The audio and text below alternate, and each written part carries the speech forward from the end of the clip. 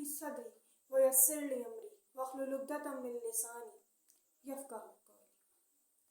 आज हम लोग अच्छे और बुरे अखलाक के बारे में बात करेंगे। यूँ तो अच्छे अखलाक भी बहुत ज़्यादा हैं और बुरे अखलाक भी बहुत ज़्यादा, लेकिन एक अच्छे अखलाक के बारे में जो कि रहम दिली है। हमने पहले सिला रहमी के बारे में बात की थी, आज हम लोग रहम दिली के बारे में बात करेंगे कि रहम दिली क्या है और उसके बारे में नबी सल्लल्लाहु अलैहि वसल्लम और कुरान क्या हुक्म देता है। हम सब ने ये बात अच्छे तरीके से हम ये जानते हैं कि रहम दिल इंसान हर किसी को पसंद होता है और अल्लाह ताला की अपनी एक सिफ्त रहमान है और अल्लाह ताला बहुत रहम करने वाला है और उसने हमेशा रहम करने का हुक्म दिया इंसान को। अब हम लोग ये बात देख लेते हैं कि रहम होता क्या है। रहम दरअसल अल्लाह के नाम रहमान से निकला हुआ एक लफ्ज़ है जो अल्लाह ताला ने हर एक के अंदर मौजूद रखा है, लेकिन उसका इस्तेमाल कोई कोई करता है, हर कोई उसका इस्तेमाल करता भी नहीं, क्योंकि इंसान हमेशा, ये उसके अंदर फितरती बात है कि इंसान बहुत कम ऐसा होता है कि वो किसी भी बात को पहले पॉजिटिव ले और फिर नेगेटिव ले। इंसान हमेशा वो लेता है जो उसको नज़र आ रहा होता है। वो ये नहीं सोचता कि हो सकता है इसका बैक जो हो वो बिल्कुल इससे डिफरेंट हो जो मैं सोच रहा हूँ। इंसान बगैर तहकीक के गुमान पैदा कर लेता है। तो अल्लाह ताला कहता है कि रहम करना है और नबी सल्लल्लाहु अलैहि वसल्लम भी यही कहते हैं कि रहम करना है। रहम के बारे में मुत्तईद हदीसें हैं और अल्लाह ताला ने मुत्तईद हदीसों के, नबी सल्लल्लाहु अलैहि वसल्लम ने मुत्तईद हदीसों के अंदर हमें बताया है। सही बुखारी में एक हदीस है, वो लोग अल्लाह की खास रहमत से महरूम हैं जिनके दिलों में दूसरे आदमियों के लिए रहम नहीं और जो दूसरों पर तरस नहीं खाते। यानी जो लोग दूसरों पर तरस नहीं खाते वो अल्लाह ताला की रहमत से मायूस है और वो लोग अल्लाह की रहमत से आगे या लोगों के साथ रहम कर भी नहीं सकते जो लोगों पर तरस नहीं खाते। इसी तरीके से नबी सल्लल्लाहु अलैहि वसल्लम ने फरमाया, हर काफिर और मुशरिक पर भी तरस खाओ क्योंकि ये तुम्हारे ईमान का तकाजा है। हम ये समझते हैं कि काफिर पर तरस नहीं खाया जा सकता, मुशरिक पर तरस नहीं खाया जा सकता, लेकिन नहीं, उनकी तकलीफ में उन पर तरस खाना चाहिए, उनसे रहम करना चाहिए। हम लोग हमेशा इस दुनिया में अगर देखें तो रहम उनके साथ करते हैं जो हमसे ऊपर होते हैं दुनिया के मामले में, उनके साथ ज़रा कंप्रोमाइज़ कर लेते हैं, उन पर तरस भी आ जाता है। लेकिन जो हमसे नीचे होते हैं ना, उन पर सिर्फ तरस ही आता है, रहम करने की कभी जुर्रत बढ़ती ही नहीं है। क्यों?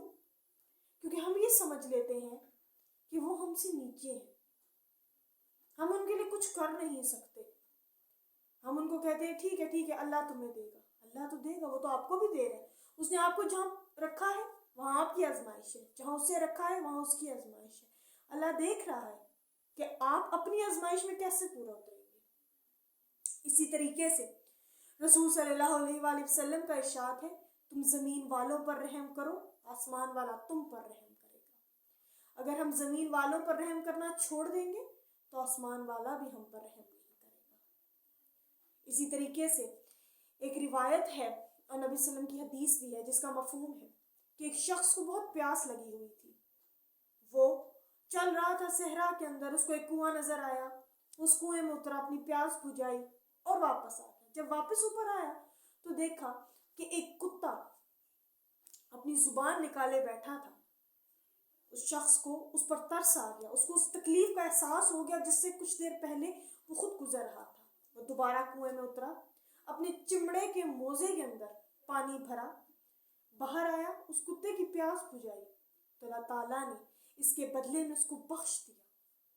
तो सहाबी जो उस वक्त नबी सल्लल्लाहु अलैहि वसल्लम के पास मौजूद थे, हज़रत उमर मौजूद थे, कहा या रसूलल्लाह, क्या हैवानात के साथ भी रहम दिली करने से सवाब मिलता है?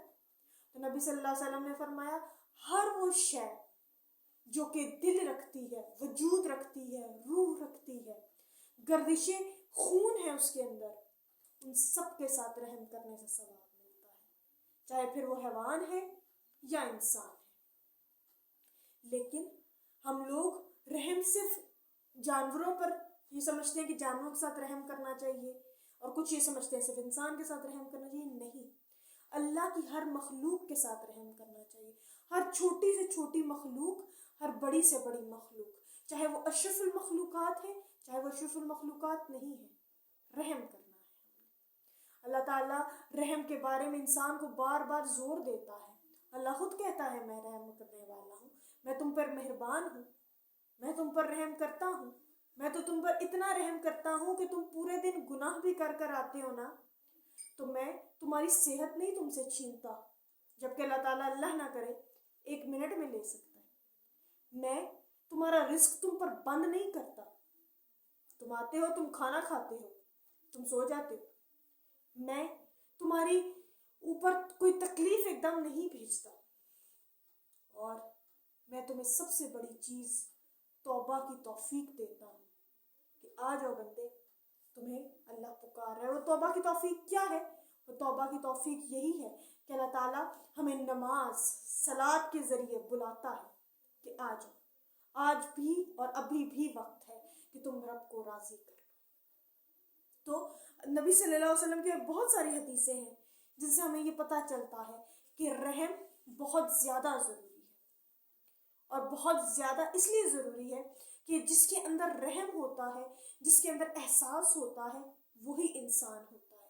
ایک قول علی ہے نا کہ کسی نے پوچھا حضرت علی سے، بتائیے سب سے قیمتی انسان کون سا ہے؟ تو حضرت علی نے فرمایا جو سب سے زیادہ احساس کرنے والا ہے، جو سب سے زیادہ رحم کرنے والا ہے، وہ سب سے زیادہ قیمتی ہے.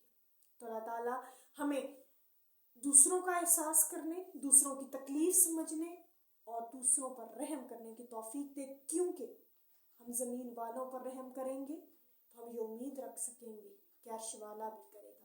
کیونکہ یاد رکھیے گا کہ اللہ حقوق العباد کے بارے میں مجھ سے اور آپ سے پوچھے گا، اور میں اور آپ جس دن اللہ کو حقوق العباد کے بارے میں جواب دے ہوں گے تو اس سے پہلے ہمیں ان حقوق کو ادا بھی کرنا ہے جہاں تک ہو سکے. تو اللہ تعالیٰ ہمیں جن جن کے ساتھ ہمارے رشتے ہیں، جن جن کے ساتھ نہیں بھی ہیں، ہم تھوڑے وقت کے لیے ملتے ہیں، ان سب کے ساتھ رحم کرنے کی توفیق عطا فرمائیں.